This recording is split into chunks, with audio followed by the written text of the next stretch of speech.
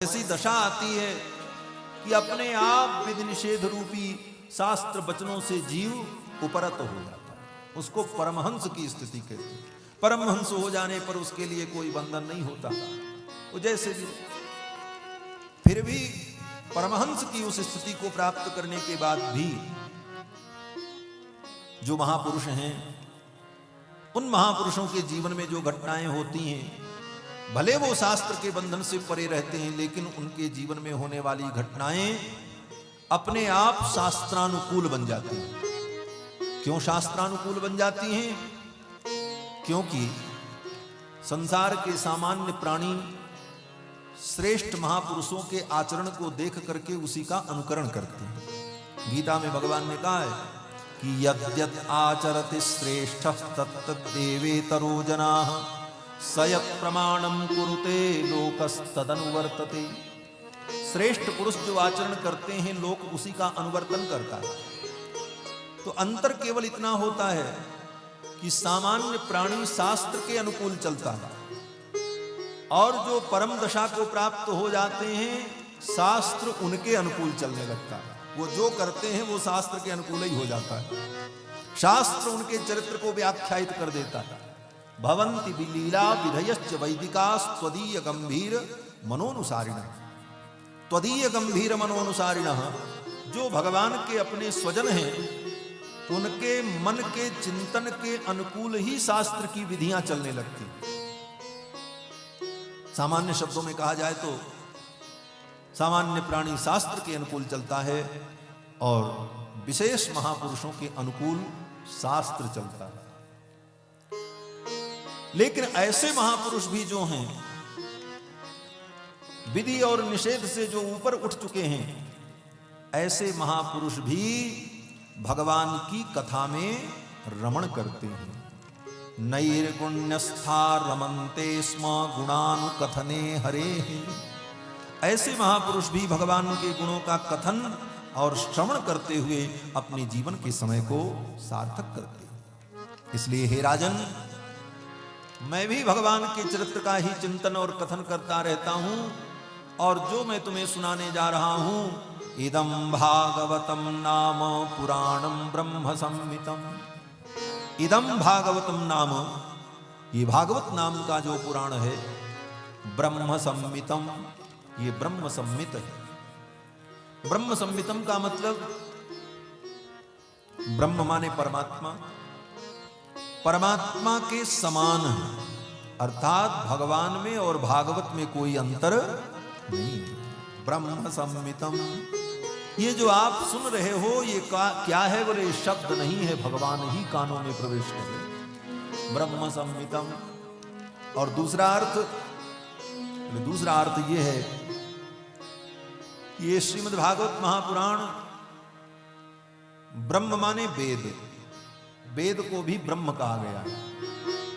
तो ब्रह्म संहितम माने वेद के समान,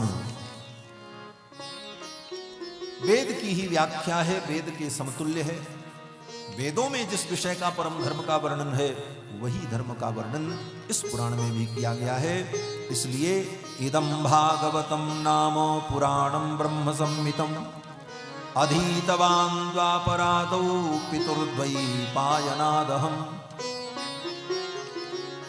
द्वापर के अंत में अपने पिता श्री वेदव्यास द्वैपायन के द्वारा मैंने इस ग्रंथ को अध्ययन किया, और आज मैं तुम्हें सुनाने जा रहा हूं।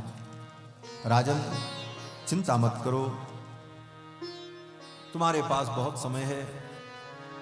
7 दिन कम नहीं होता। अगर व्यक्ति आत्मकल्याण करना चाहे तो 7 दिन बहुत है। सुखदेव जी ने कहा कि सूर्य वंश में एक राजा हुए, महाराज खट्वांग, बड़े प्रतापी राजा थे। उनके जीवन का अंतिम समय जब आया तो एक मुहूर्त उनका जीवन बचा हुआ था। उन्होंने देवताओं से पूछा कि हमारे जीवन में कितना समय शेष है। देवताओं ने कहा बस एक मुहूर्त बाद आप मरने वाले हैं। एक मुहूर्त समय उनके पास था। उस एक मुहूर्त में ही महाराज खट्वांग ने अपना कल्याण कर लिया। मुहूर्तात् सर्वमुत्सृज्य गतवान अभयम पदम। मुहूर्तात् सर्वमुत्सृज्य गतवान अभयम हरिम। एक मुहूर्त में ही संसार की आसक्ति का त्याग करके परम पद को उन्होंने प्राप्त कर लिया। इसलिए हे राजन, तुम्हारे पास बहुत समय है, चिंता मत करो। इतना कहते हुए श्री सुखदेव जी महाराज ने राजा परीक्षित को भगवान के विराट रूप का वर्णन करके सुनाया। सर्वप्रथम भगवान के विराट रूप का वर्णन करते हुए सुखदेव जी ने कहा, हे राजन, ये जितना जो कुछ तुम देख रहे हो, ये सब भगवान का ही रूप है। स्थूले भगवतो रूपे मनः संधारयेत् धिया। भगवान का जो स्थूल रूप है, स्थूल रूप का मतलब ये पर्वत, पहाड़, नदियां, वृक्ष, ये सब जो दिखाई पड़ रहा है, ये सब क्या है? बोले सब भगवान। ये भगवान का पहला रूप है, इसको विश्व रूप कहते हैं। इसीलिए भगवान विष्णु का प्रथम रूप विश्व ही माना गया। विष्णु सहस्त्र नाम में भगवान के 1000 नाम का जब स्मरण किया भीष्म पितामह ने, तो सबसे पहला नाम क्या है? विश्वम। विश्वम माने ये संसार ही भगवान, जो देख रहे हो सब भगवान ही का रूप है। विश्वम विष्णुर्वषट्कारो। सर्वप्रथम भगवान के विश्व रूप का ही चिंतन किया। इसीलिए विष्णु सहस्त्र नाम का जब पाठ किया जाता है, तो विष्णु सहस्त्र नाम के पाठ के प्रारंभ में भगवान का जो ध्यान होता है, वो ध्यान विश्वरूप इति ध्यानम, विश्वरूप का ही ध्यान किया जाता है। और ध्यान के श्लोक में भी क्या कहते हैं? बोले विश्वाकारम गगन सदृशम। कुछ लोग कहते हैं विश्वाधारम गगन सदृशम मेघवर्णम शुभांगम, लेकिन पाठ वहां पर यही है, विश्वाकारम गगन सदृशम। विश्वाकारम, विश्व ही जिसका आकार है, ऐसे भगवान विश्वरूप। उनका स्वरूप क्या है? बोले भूपादौ यस्य नाभिः। भूपादौ, अंतिम नीचे का पाताल लोक जिनका चरण है। भूपादौ यस्य नाभिर्व्यदसुर नीलश्चंद्र सूर्यौ च नेत्रे। सूर्य चंद्रमा जिसके नेत्र हैं। कर्णावासा शिरोद्यौः, कर्ण ही जिसकी दिशाएं हैं। शिरोद्यौः, भगवान का सिर ही द्यौलोक है, ब्रह्मलोक। भूपादौ यस्य नाभिर्व्यदसुर नीलश्चंद्र सूर्यौ च नेत्रे। कर्णावासा शिरोद्यौ मुखमपि दहनो यस्य वास्तेयमब्धिः। अग्नि ही जिनका मुख है।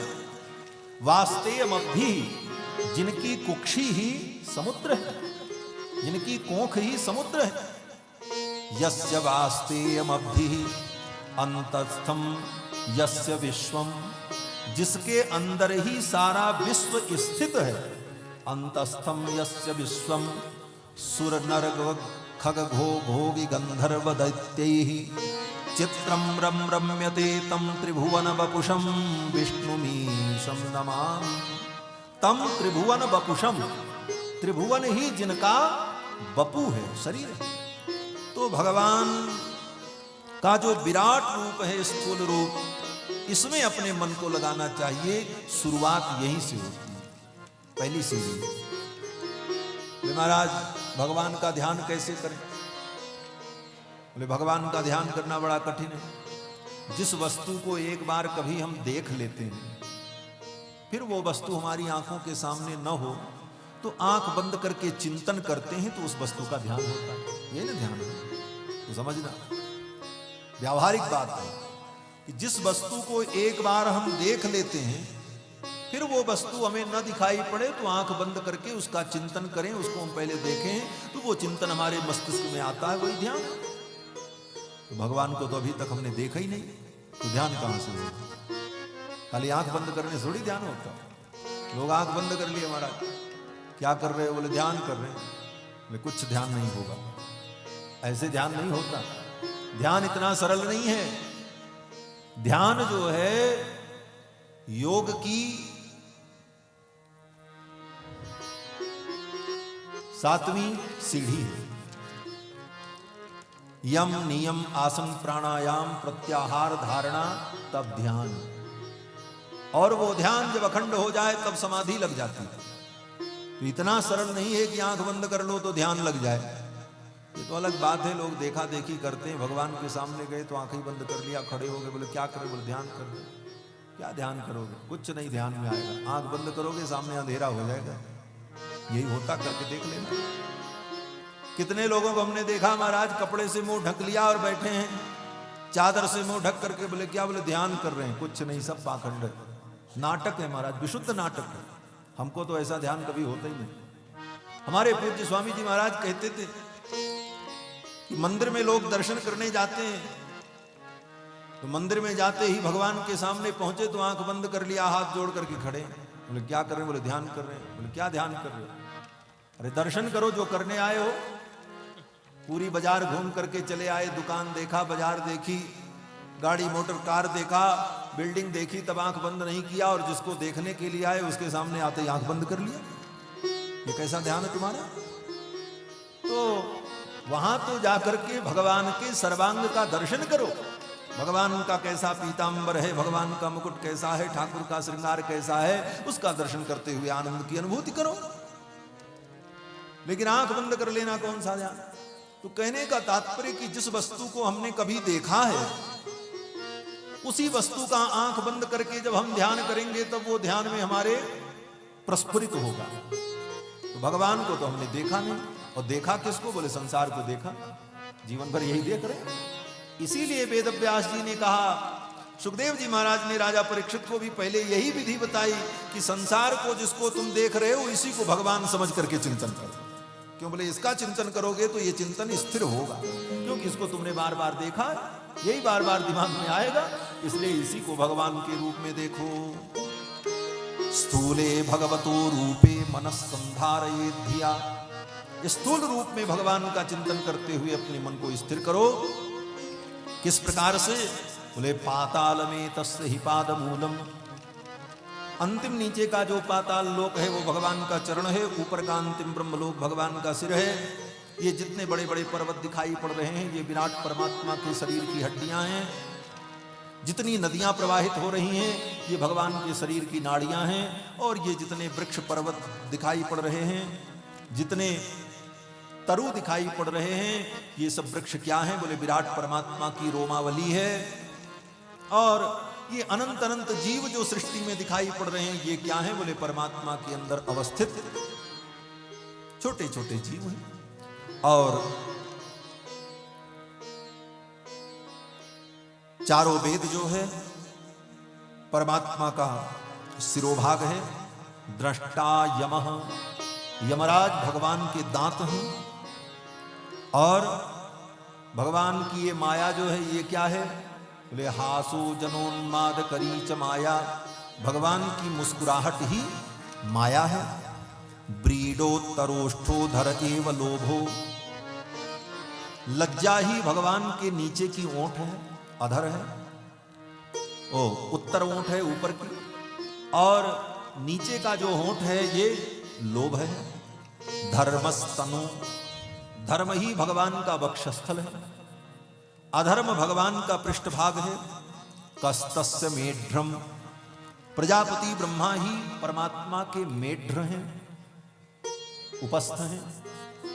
और वृषणौ च मित्रौ, मित्रा वरुण जो हैं ये भगवान के वृषण हैं। कुक्षिस समुद्राह, समुद्र ही भगवान की पोंख है, उसी में समुद्र है। गिरयोस्थ संघाह, ये पर्वत ही भगवान के शरीर की हड्डियां हैं। नद्योस्य नाड्यो, नदियां ही भगवान के शरीर की नाड़ियां हैं। तनु रूहाणी, और ये जितने वृक्ष हैं ये रोमावली है।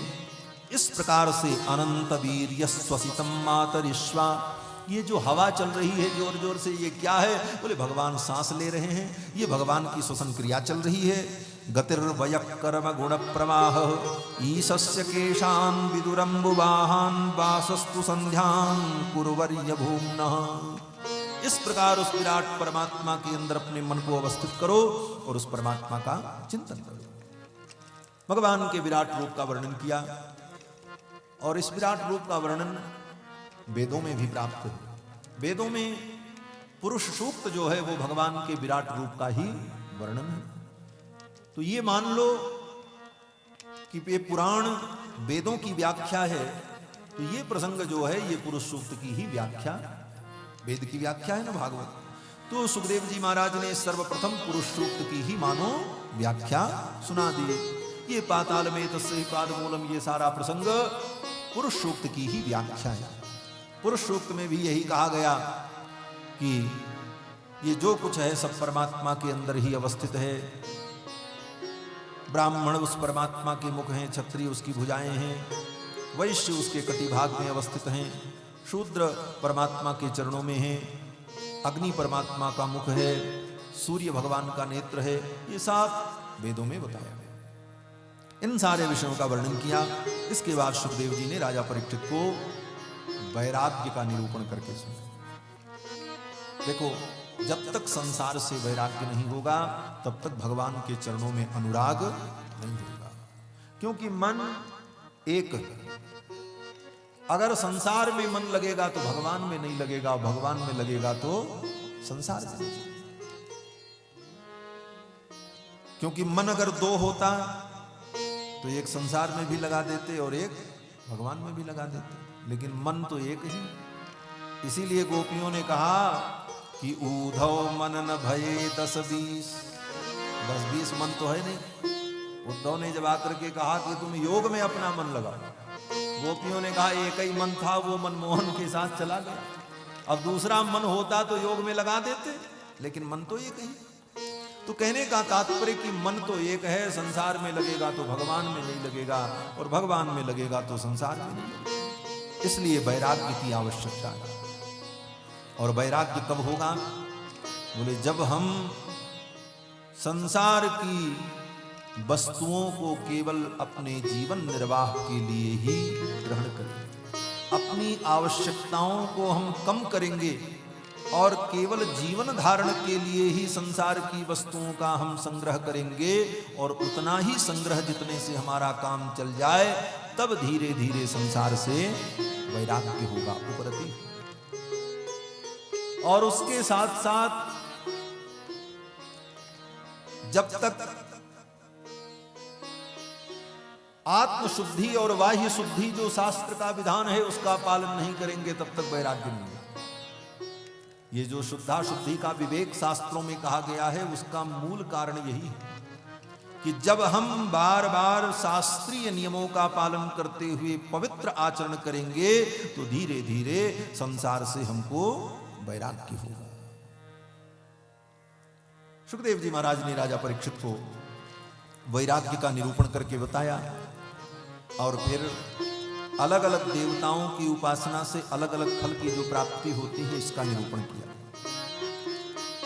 सुखदेव जी कहते हैं, राजन,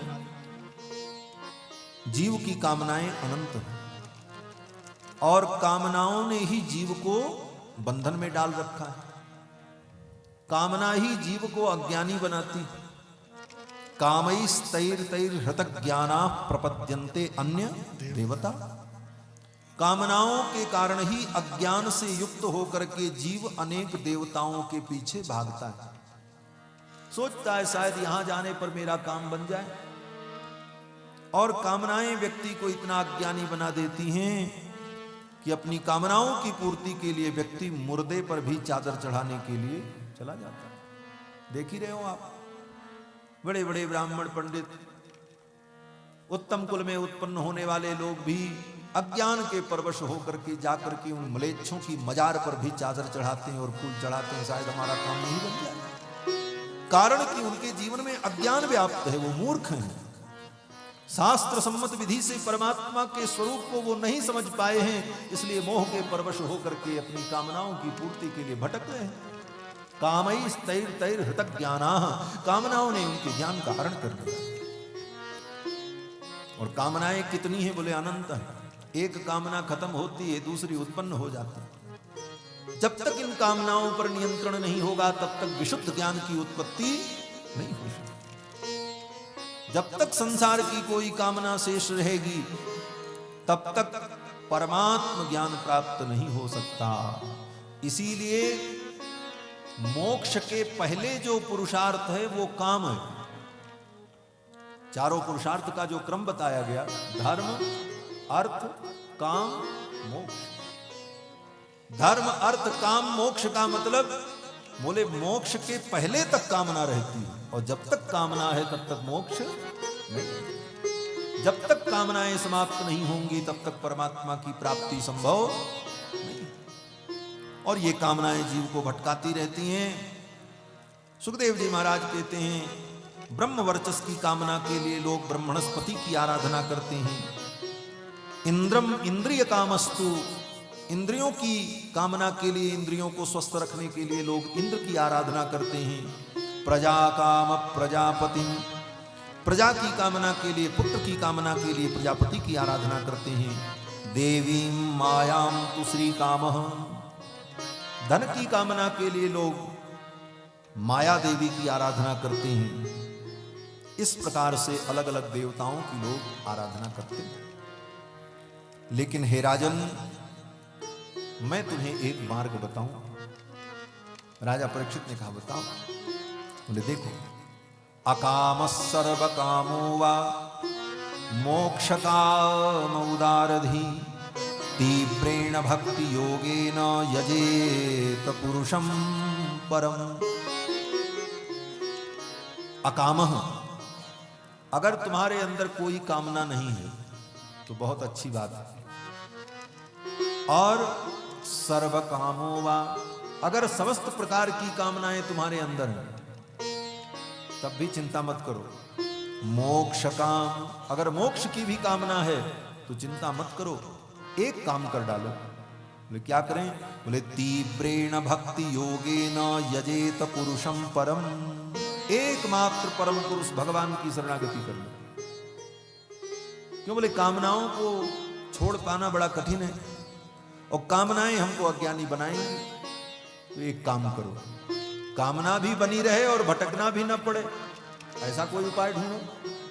बोले तो ऐसा उपाय यही है कि अन्य देवताओं की शरण में जाना छोड़ दो, एकमात्र भगवान की शरण में चले आओ।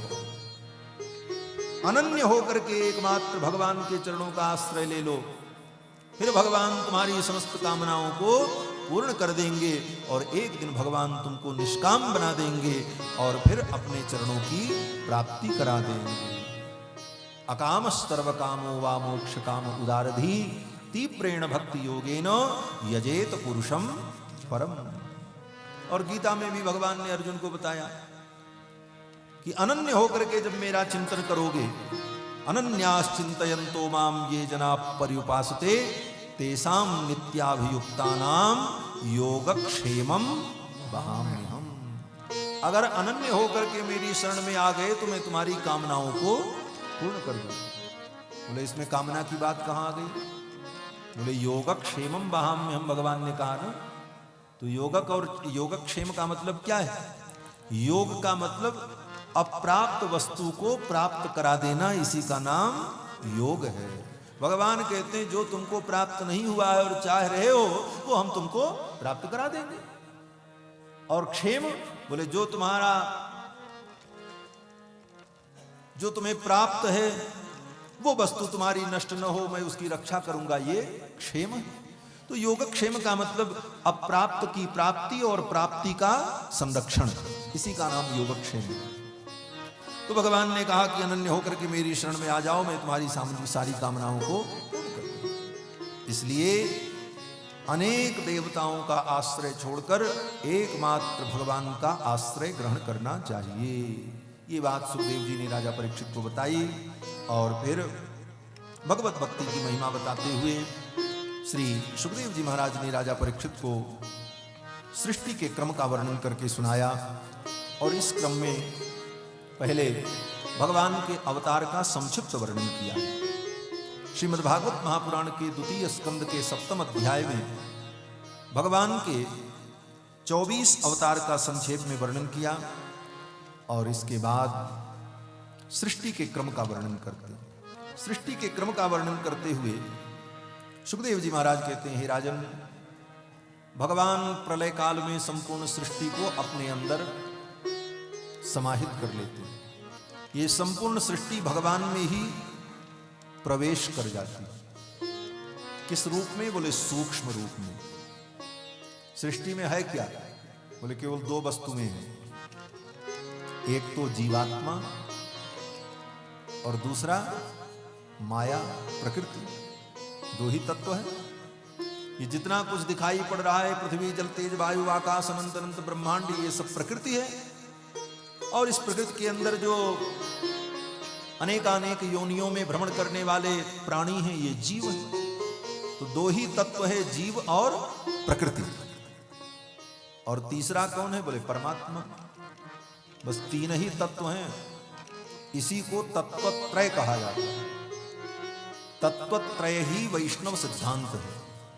तीन तत्व, ब्रह्म जीव माया, ब्रह्म जीव प्रकृति, जो भी कह लो, प्रकृति कहो चाहे माया कहो, तो ब्रह्म जीव माया ये तीन तत्व हैं। तो सृष्टि में जो जीव और माया ये दो तत्व हैं, इसके दो रूप हैं, एक सूक्ष्म एक स्थूल।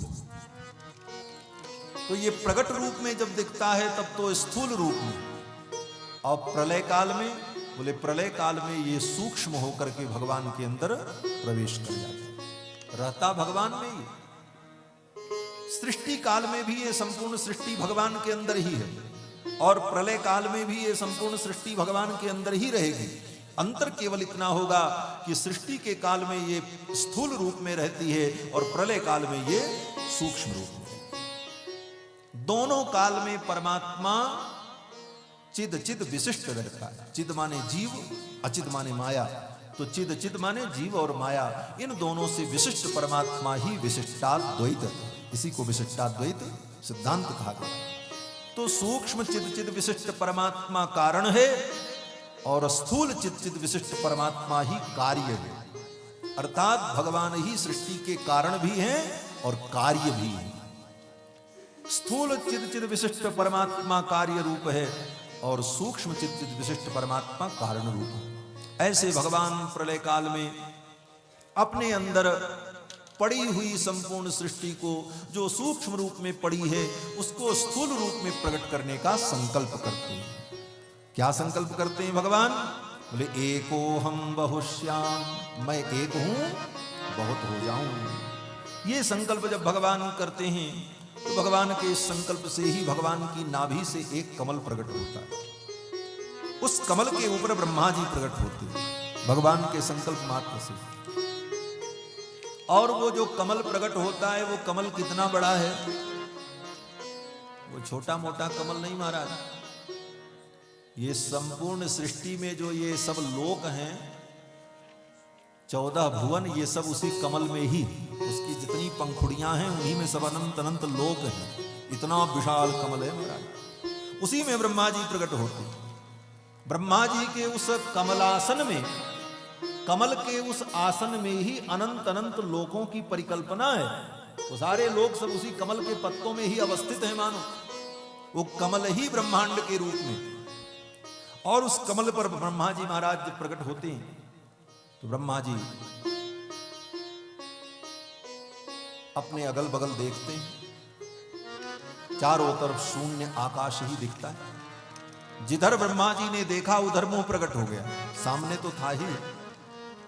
दाहिने तरफ देखने का प्रयास किया तो इधर भी ब्रह्मा जी को मुंह हो गया। बाएं तरफ देखना चाहा तो इधर भी मुखमंडल प्रकट हो गया। पीछे देखने की चेष्टा की तो पीछे भी मुखमंडल प्रकट हो गया। ब्रह्मा जी के 4 मुख हो गए, फिर भी कहीं कुछ दिखाई नहीं पड़ा। शून्य आकाश। सचिंतयन। अब ब्रह्मा जी चिंतन करने लगे, क्या करें, हम कहां से आए, हम कौन हैं। कहीं कोई कारण दिखाई नहीं पड़ रहा था। तो ब्रह्मा जी उस कमल की नाल को पकड़कर उतरने लगे। हजारों दिव्य वर्षों तक ब्रह्मा जी उतरते रहे, उतरते रहे, उतरते रहे, लेकिन पता नहीं चला कि वो कमल कहां से। महाराज ये सब इतनी लंबी कहानी है। हजारों दिव्य वर्ष तक ब्रह्मा जी चलते रहे। ये काल है। काल भगवान के वश में है। और भगवान एक क्षण में अनंत काल का अनुभव करा देते हैं और अनंत काल का एक क्षण में अनुभव करा देते हैं। यह भी भगवान की बड़ी अद्भुत लीला है। तार्किक प्राणी इसको नहीं समझ सकता, भाव से ही इसको समझा जा